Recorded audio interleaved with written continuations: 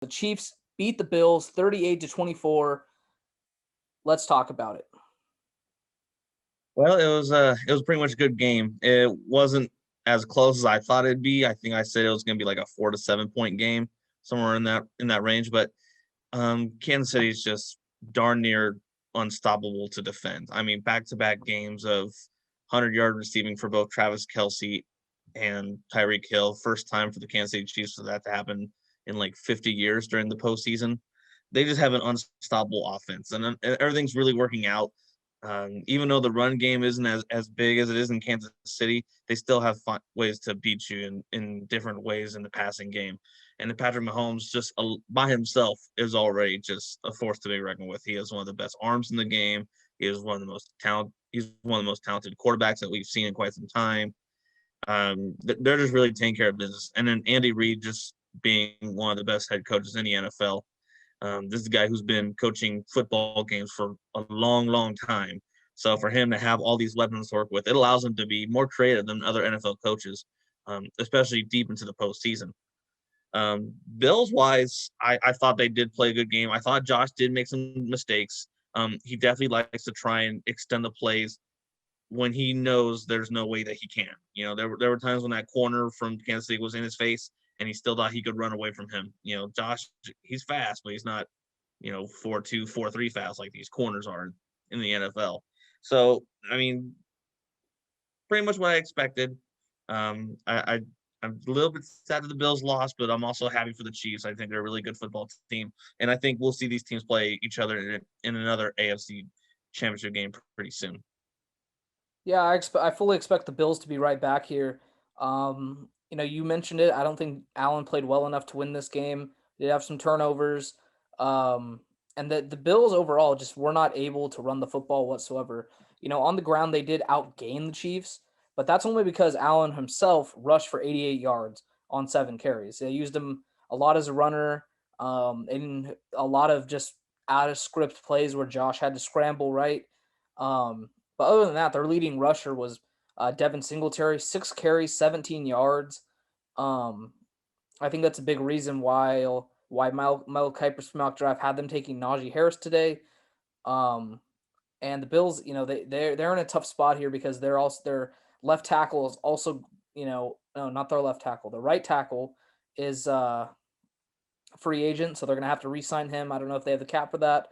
I just don't know the Bills cap situation. So um, Stephon Diggs rather quiet, 6 catches, 77 yards. That's a good day for an average receiver, but not for Stephon Diggs, right? You expect him to do more. Um, just all around the Chiefs, I just think they pretty much just dominated the Bills. They had more first downs, they had more passing yards, they had more running yards. If you don't account for Allen's 88 yards, you account just for the other players that ran the football. Yards per play, the Chiefs were in higher. The Chiefs had more first downs. The Chiefs converted more on third down. Both teams actually were 100% on their fourth down conversions, which is something I want to talk about. The Chiefs 1 for 1. The Bills were 2 for 2, and the Chiefs just dominated the time of possession as well. I think the main thing is, something that we both noticed, and it's something that's been talked about by all the major sports analysts out there. Doug McDermott settling for field goals in these key situations instead of going for it in the red zone multiple times. Look, you can look back on it in hindsight, and say, he should have gone for it. Yeah, he should have, right? But in the moment, he says he wants to take the points. I understand. The analytics, I would imagine, probably say to go for it, and I I would imagine I am more of an analytics guy than you are. But look, you can't really. I don't think you can really fault Doug McDermott for just kicking the field goals. I mean, look, I understand why you get on him or whatever, but you're playing the Chiefs, and I think in those moments you kind of have to realize you're going to have to score like 40 points to beat them, right?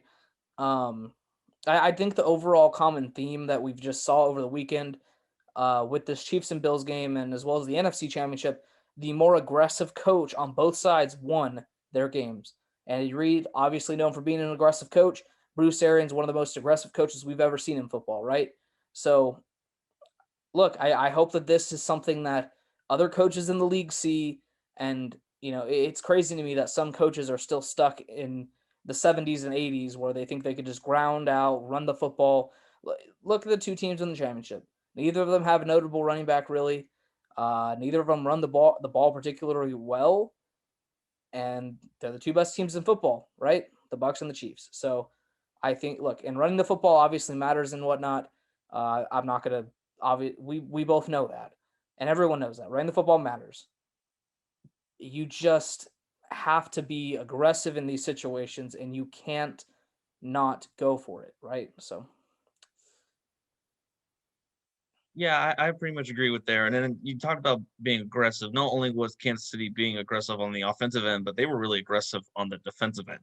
I mean, they were playing some of the best man coverage that I've seen, this season. I mean, for them to find ways to take away Stephon Diggs, to take away Cole Beasley at the same time, that is, you know, hard to do. Not as hard as stopping Travis Kelce and Tyreek Hill, obviously, but still hard to do. Both are really good wide receivers. So to be playing consistent man coverage like that without, getting holding calls and stuff like that, I mean, that's an aggressive play call there by Andy Reid, by the defensive coordinator of Kansas City Chiefs, who is a very, experienced defensive coordinator and someone who's going to have to do similar stuff again when he faces Tom Brady and the Tampa Bay Buccaneers offense.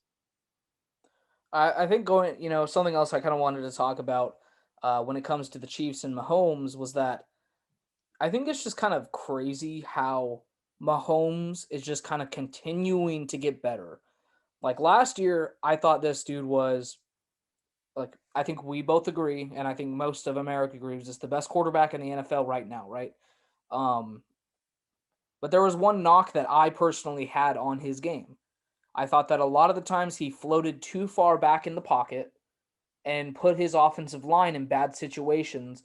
And I think that if you look at the tape, you see a lot of the times Mahomes gets sacked, it's because he's running around there trying to do too much and he keeps backing up, right?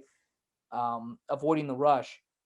And in this game, I noticed something. Mahomes didn't do that, and he just continued to step up in the pocket like you're supposed to, manipulating the pressure and delivering it. I mean, he had 300 yards, 3 touchdowns. He played absolutely phenomenal, and he's almost at this point like a flawless quarterback. And if he could just limit the bad throws that he has. Every game he has like one bad throw that should be or is an interception. Just because he kind of has that gunslinger mentality, and but I just he it's just crazy to me how much better he's continuing to get. Yeah, and not only from a talent standpoint and from stepping up in the pocket, but also just understand the game of football better. This was a guy who said entering the league that he was still learning about some of the coverages that Andy Reid was showing him about inside playbooks and stuff. So and a lot of things that we think that most quarterbacks already know, coming out of like the Big 12, the SEC, Pac-12, ACC, and the Big 10. Mahomes like, no, I was still learning these on the fly with Andy Reid because Andy Reid was so articulate that he makes it to where quarterbacks don't really have to do that much reading. It's just about recognizing their plays and what routes work against, certain corners or whatnot. But he's definitely gotten better, not only physically, but mentally. And I think that's what's scary considering how young he is and how much he's already done in his career. Yeah, and I agree with everything you just said. I kind of want to talk about where the Bills should go from here. Obviously, Kuiper has them selecting a running back. I don't know if that's the number one need. I think if you're the Bills, you kind of just got to, make sure that offensive line stays intact.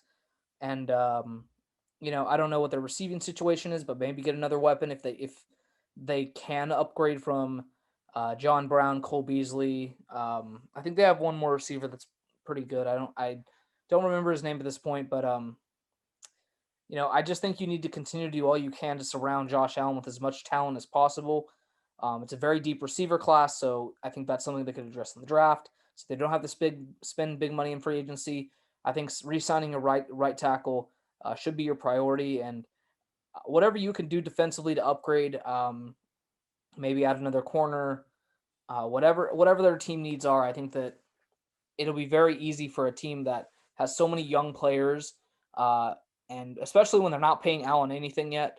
Um, I they could I mean on they could wait like what 2 more years to sign to a big extension. I would imagine they're going to try to get that done sooner rather than later. It's going to be very easy for them, same with the Chiefs, to continue to upgrade, continue to put together a roster that will be able to compete with the Chiefs. So Yeah, I think the Bills, they're only going to get better. I think they're going to learn a lot from this season and the postseason. And sometimes forget this is a team that could have easily had a 12-0 streak before entering the playoffs. Other than that DeAndre Hopkins catch, they were darn near perfect for a long period of time. They were arguably the hottest team in the NFL. And I think the fact that they have, really simple adjustments to make, like, getting better at the run game and maybe even bringing pressure faster, at opposing quarterbacks. I really think if they can just take care of those two things, this is the team that's really going to be rivaling with the Kansas City Chiefs in the AFC. This is going to be that one team that's going to be the challenger. And, maybe one of these days we'll see in the Super Bowl. yeah, I mean, it definitely has a Brady Montana, no, not Brady Montana, Brady Manning feel to it. Colts Patriots. That's what the rivalry was for the longest time when Brady was in the AFC and Peyton was still playing.